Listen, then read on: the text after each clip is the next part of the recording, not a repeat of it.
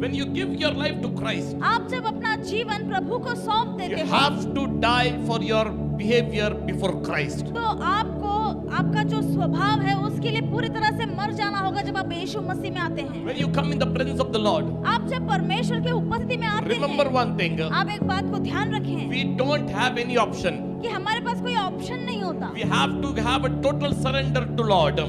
हमारे पास दूसरा और कोई ऑप्शन नहीं है। हमारा 100% समर्पण परमेश्वर को होना You चाहिए। are a chosen one, देखिए, आप परमेश्वर द्वारा चुने गए लोग a हैं, blessed child of God. परमेश्वर के आशीषित लोग हैं। You have to be very cautious with your behavior. इसीलिए आप अपने स्वभाव को लेकर हमेशा सावध People रहें। of God, परमेश्वर के लोगों, understand one thing. एक बात को You समझो, have to die for the worldly behavior and the fleshly behavior. आपको अपने इस दैहिक स्वभाव के लिए मरना होगा, इस जगत संसारिक स्वभाव के लिए भी मरना You होगा। have to die for your anger. यानी कि अगर आपको गुस्सा आता है तो उस गुस्से को वही मारना होगा। You have to die for your bad behaviors. या आपका जो बुरा स्वभाव है, चिड़चिड़ा स्वभाव, उसको भी वही खत्म करना You होगा। have to die for their backbiting behavior. अगर आपका ऐसा स्वभाव है कि आप लोगों के पीछे नाम रखते हैं, उन्हें उनके बारे में बुरा बोलते हैं, उस स्वभाव को भी वही मारना You होगा। have to die for the jealousy.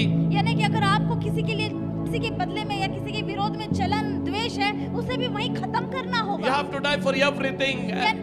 यानी कि जो भी बुरा है जिससे शैतान आपके जीवन में हमला करे, वो सब छोड़ना होगा। People of God, परमेश्वर के लोगों, understand this thing. इस बात को समझो।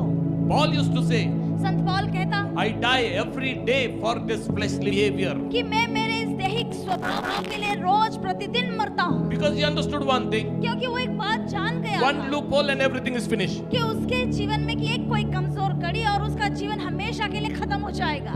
Yes, he is in the presence of the Lord. ठीक है, वो भी परमेश्वर की उपस्थिति में रहता था। Praise God. हालेलुया।